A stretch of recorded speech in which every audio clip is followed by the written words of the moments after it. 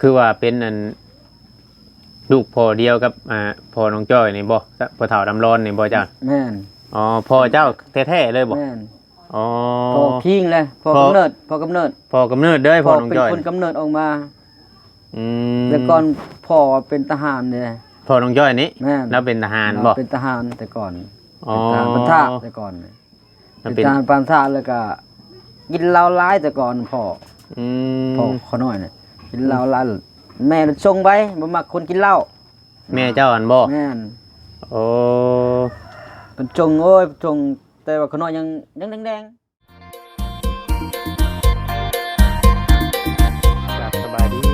สบายดีน้องพ่อแม่พี่น้องเบิดสู่ปู่สู่คนพี่น้องเนาะ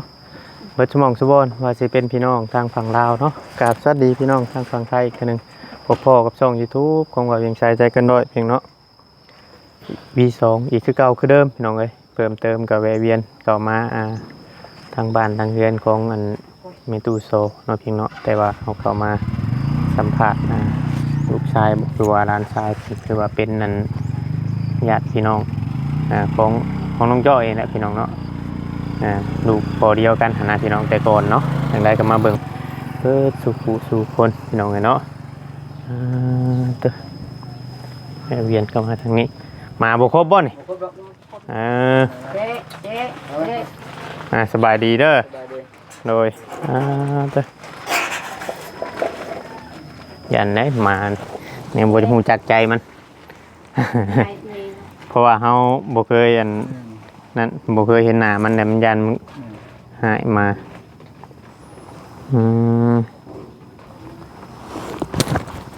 เบิ่งเฮาสิขออนุญาตติดไมค์หนีบเจ้าเด้อนะ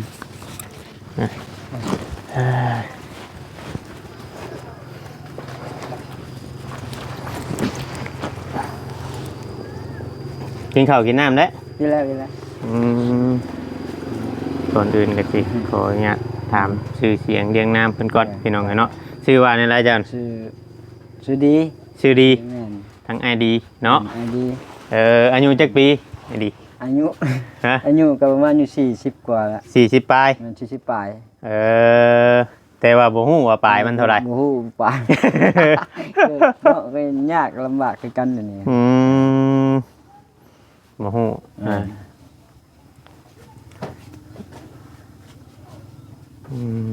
เจ้าเป็น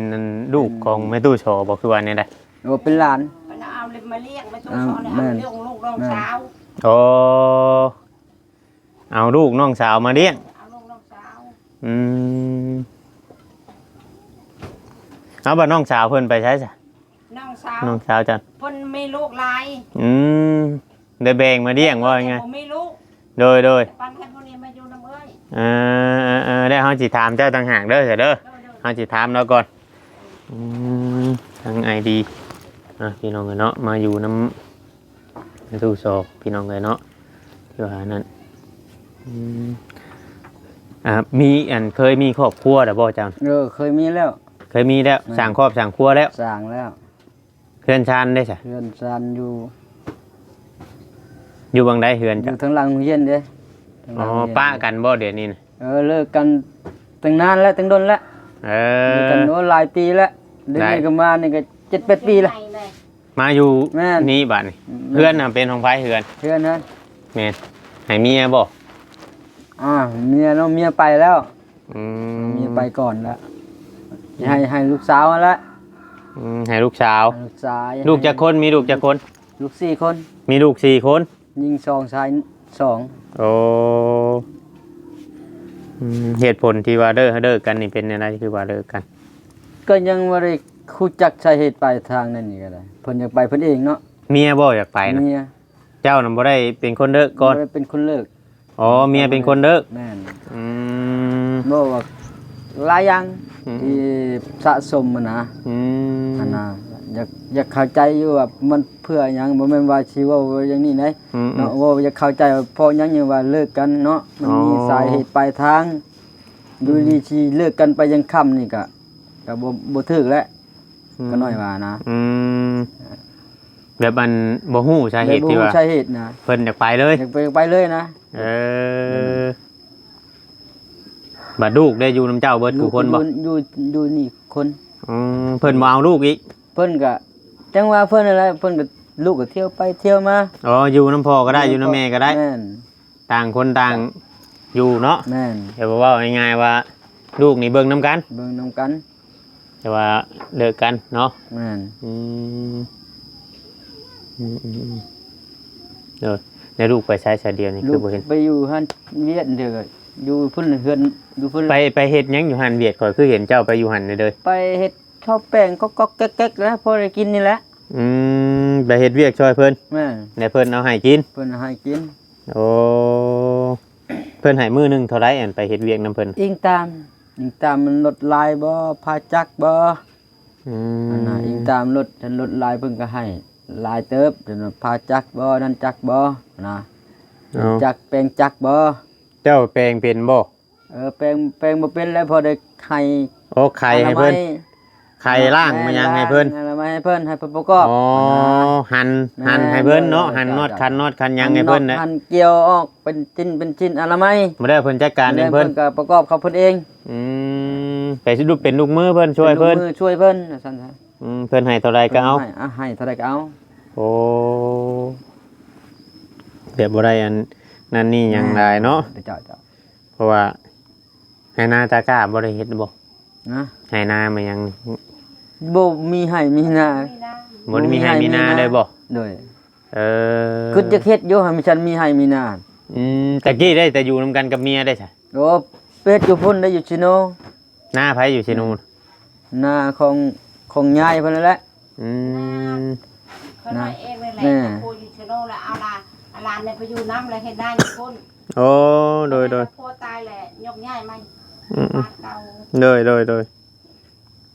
แต่บ่มีนาเฮ็ดบัดนี้ อ๋อมาอยู่นี่แหละบัดนี้แหละบ่มีให้มีหน้ามีแต่เดินบงเฮือนนี่ซื่อ โดย อ๋อตะกี้น่ะเมียน่ะไปเฮ็ดนำกันอยู่ แม่น ก็บ่ได้ผิดได้เถียงกัน แม่น อืม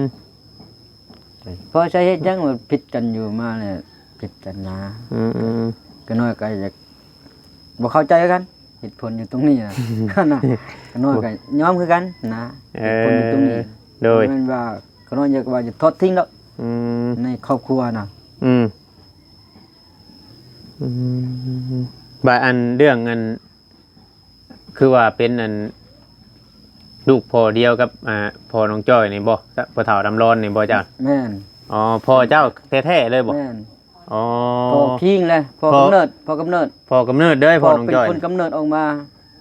อืม แต่ก่อนพ่อเป็นทหารเด้ พ่อน้องจ้อยนี่ แม่น แล้วเป็นทหารบ่ เป็นทหารแต่ก่อน อ๋อ เป็นทหารพันธะแต่ก่อน มัน เป็ เป็น น ทหารพันธะแล้วก็กินเหล้าหลายแต่ก่อนพ่อ อื พ่อ ม เขาน้อยเนี่ยกินเหล้าหลายแม่ชงไว้บ่มักคนกินเหล้า แม่เจ้าอันบ่ แม่น โอ้ เป็นจงโอ้ยจงแต่ว่าเขาน้อยยังแดง อ๋อที่ว่าเลิกกันกับมันพ่อน้องจ้อยนี่ ๆแม่น ก็แต่เจ้ายังแดง แม่น ๆไทยนาไทยหุดนาน้ำแม่นี่ก็เขาน้อยละไทยแต่ก่อนเอาควายได้ไทยบ่คือเดี๋ยวนี้นะเอาควา ตะ ย กี้ ไถนา เฮ็ดอยู่ใช้สายเฮ็ดนาน เฮ็ดนาอยู่นาของแม่นาของแม่เฒ่า แต่ก่อนอยู่น้ำแม่เฒ่าเด้ พ่อน้องจ้อยนี่บ่แบบนามูลบ่อันนามูลของอันพ่อน้องจ้อยนี่ เจ้าเคยได้ไปเฮ็ดอยู่บ่ บ่ เจ้ายังน้อยอยู่ ยังน้อยอยู่ อ๋อบ่ง่ายๆว่าเลิกลากันไปตั้งแต่ยังน้อยพุ่น แม่นปล่อยปละแต่ยังน้อยพุ่น ไปออกกลับ แต่ออกกรรมแล้วอยู่น้ำแม่นี่เลยยายแล้วเอาไปเลี้ยง โอ้ ยิ่งก็น้อยนะ โดย แล้วมาเฮ็ดนาอยู่นาแม่เฒ่าหั่น หางอันบัดเจ้าใหญ่มามันยังบัดนั่นเจ้ากับไปมาหาสู่เจ้าฮู้จักกันกับเพิ่นอยู่แล้วว่าห้องพ่อห้องหยังอยู่แล้วว่าไปนำทางบ้าน ช่วยเหลือเพิ่นอยู่ อื เอา ม เสื้อผ้าเอาเงินให้เพิ่นอยู่ ทำเฮาหาไร ทำหาได้ อืมแสดงว่าแบบว่าเจ้านี่ก็แบบบ่ได้มีอันส่วนเกี่ยวข้องกับเรื่องให้เรื่องหน้าเพิ่นเนาะ แม่นเลยเลย เพราะว่าพ่อแม่เฮาเลิกกันก็แต่เฮายังน้อยๆพุทธ แม่นเลย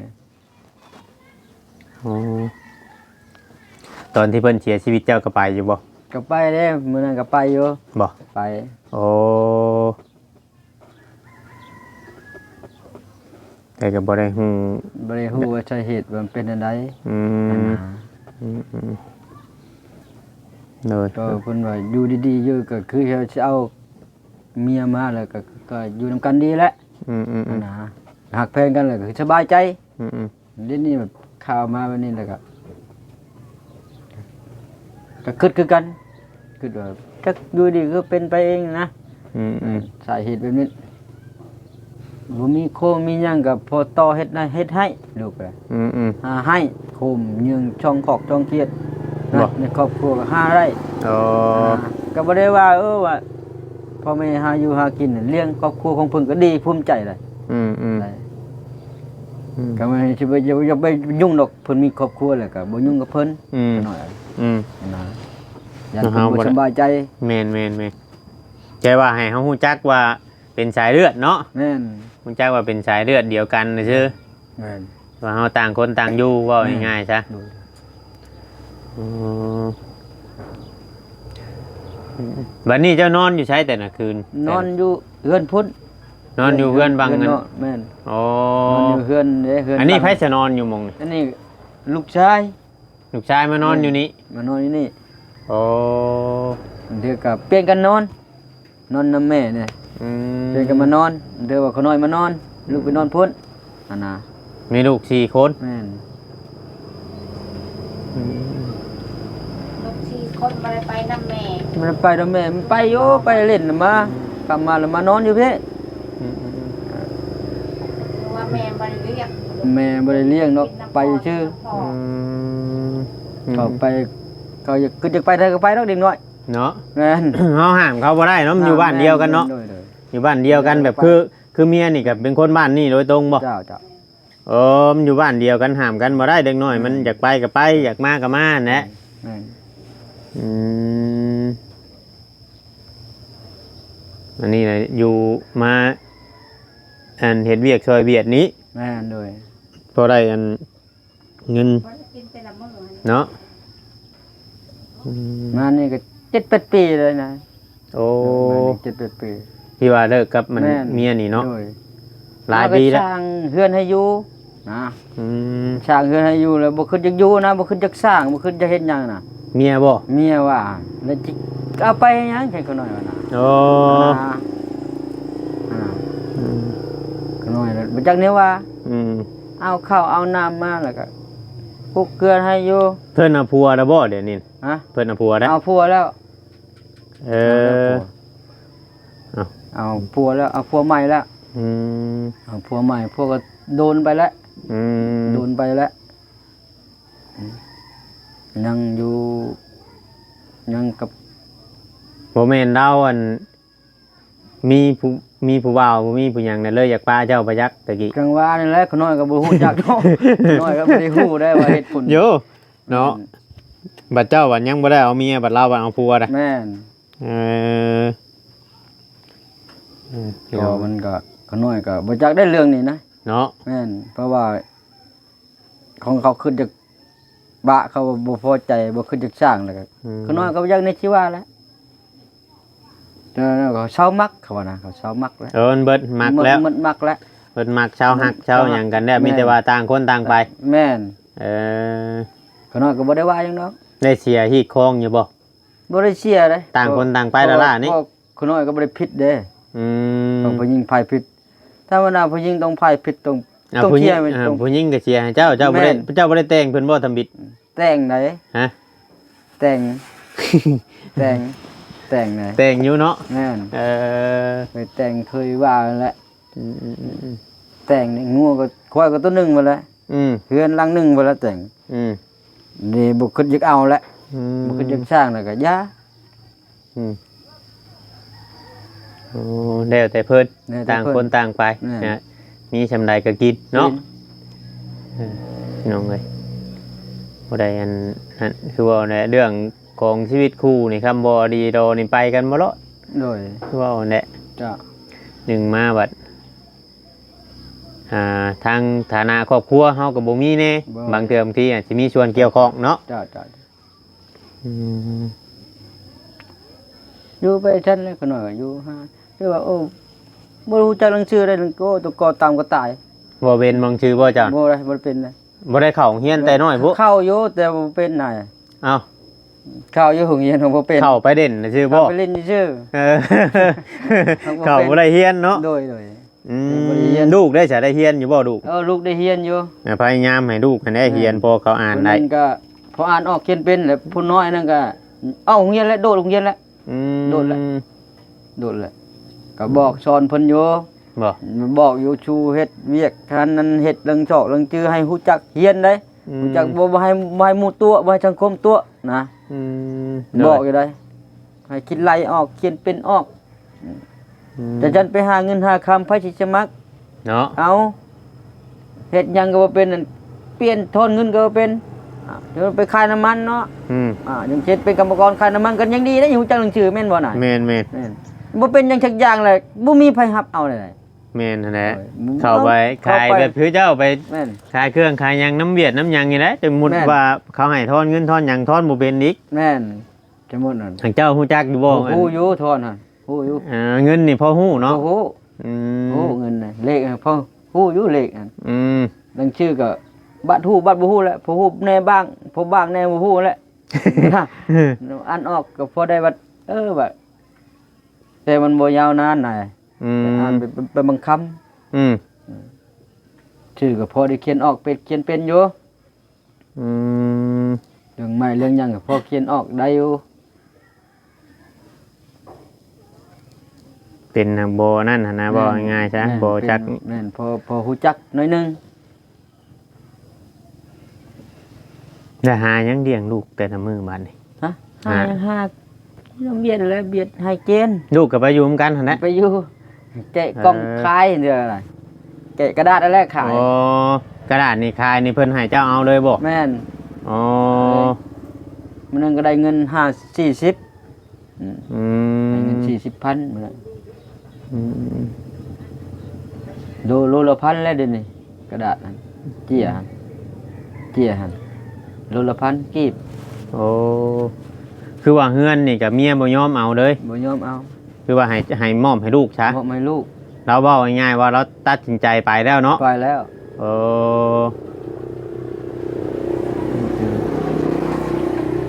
เนอะ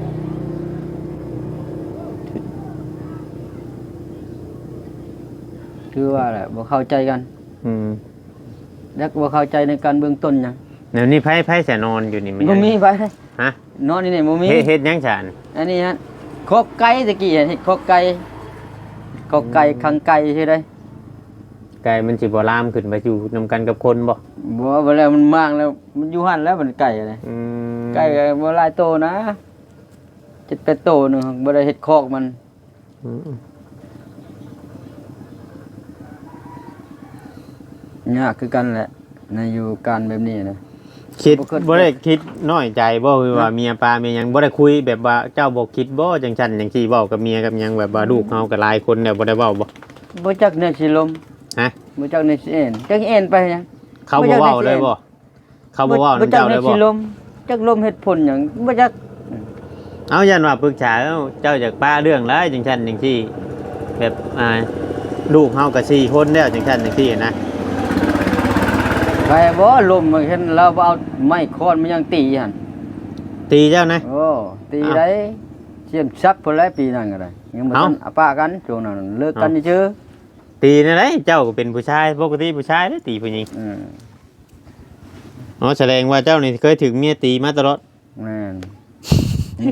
มีตีตลอดว่าซั่น เขาบ่มักเฮา เขาบ่มักเฮาเขาก็ตี เอ้า ไปหาเขาก็ติ เออ อืม เดี๋ยวบ่มีเขา อืม เขา โอ้มันบ่จำเป็นต้องตีกันนะคำบ่หักบ่มักกันกันเนาะตีกันบ่อันใดกะปกติได้ยินแต่ข่าวว่าผัวตีเมียวันนี้เมียตีผัวเนาะ ตีแล้วเขาบ่มักเขาตีได้ เออ ขน้อยก็ยังบ่กล้าไปเลยไปชุมชีชุมยาก อืม ในขน้อยยังบ่กล้าล้มบ่กล้านอกๆแยกๆนะ เนาะ นั่นเพื่อว่ามันเป็นแบบนี้แหละหมู่ก็ชาวมักเฮาแล้วนั่นน่ะ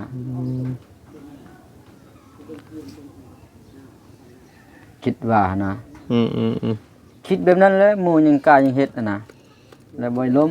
นอกจากกันเฮ็ดไปเฮ็ดเวียกช่วยเวียกนี่เคยไปเฮ็ดเวียกแนวอื่นอยู่ว่าไปเฮ็ดอันดำไห้ดำนารับจ้างมายัง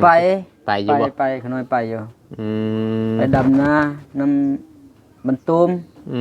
ม ไปดำนาบ้านหง อืม ไปดำนาอยู่ยำให้น้ำหน้านะ ไป อืมน้ำแดงหน้าแดงนี่มันบ่ หน้าแรงเลยก็ไปเฮ็ดเวียกนั่นนี่แหละ มันบ่มีแนวเฮ็ดเนาะ มับ่มีแนวเฮ็ด อืม คือจะไปเฮ็ดกลหมอกกลมันมันยากอีกน่าไปแล้วนอนคืนเถอะทั้งพี่ได้ฉันทั้งเฮือนนี่มันปลูกพังเลี้ยงชัดเนาะปลูกพังปลูกมะเขือปลูกมะเพชรนั่นแหละไปแบบพอได้นอนใช่พอนอนมาแบะงูควายกิน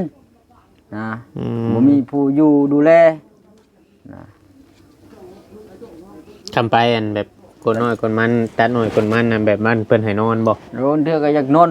เงินเนาะบ่คันมาแล้ว อืม อีคันมาแล้วนอน ไกลดิ มันไกลเลยมันเมื่อยได้บาดนี่ อืม ย่างมาเมื่อยหาอยู่หากินอีกเมื่อยกันนะ อืม อยู่หาก้นมันแล้วก็ข้าวเพิ่นนึงให้กินอิ่มแล้วคนได้เงินได้คำมา อืม ไปมาพี่แบบมะเขือกำลังเป็นดอกแบกเข้าไปกัดกินมักเป็ด กำลังจะเป็นหมากแบกไปกัดกิน อืม อ้าว